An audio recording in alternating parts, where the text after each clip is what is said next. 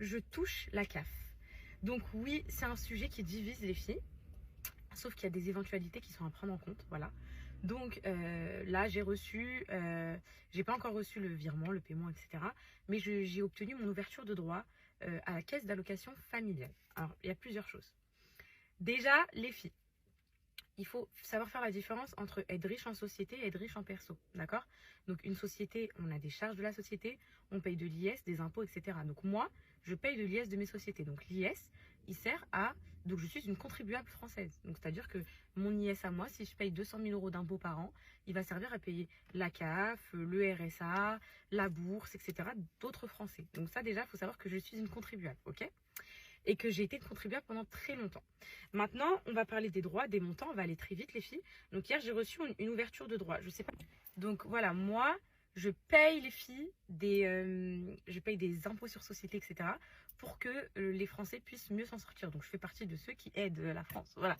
Donc là, faut savoir déjà que la CAF, ça se calcule pas comme ça. Ils ne disent pas, oh, t'es poupée de Kenza, etc. Faut savoir que quand je suis arrivée à la CAF, déjà, donc j'ai des filles qui m'ont reconnue à l'accueil, etc. qui sont parties voir leur chef ou je ne sais quoi, les filles, je me rappelle, puisque je trouve ça un peu stigmatisant. Et qui ont dit en gros que voilà, j'étais poupette et tout. Donc la chef, elle vient me voir, elle me dit, la première phrase, elle me dit, vous attendez quoi de nous?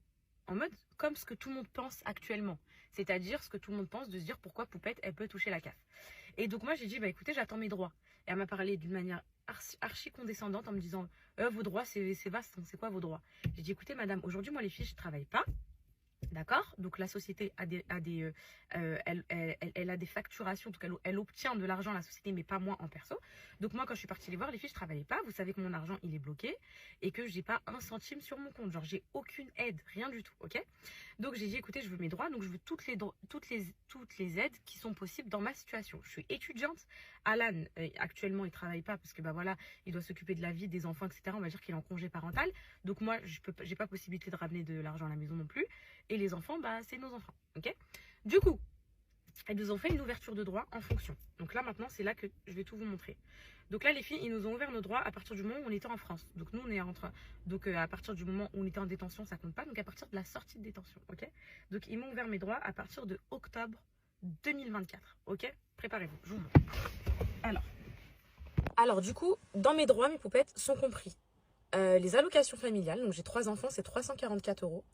Et l'allocation de base page. Donc ça, c'est une allocation qui est donnée, je crois, à partir de 2 enfants, il me semble. Donc là, les droits qu'ils m'ont donné, les filles. Donc là, ils sont venus, donc je vais vous montrer, ils sont venus au moment où je suis arrivée en France et je suis sortie de détention. Parce que quand tu es en détention, il faut savoir que tes droits, t'as pas de droits en fait.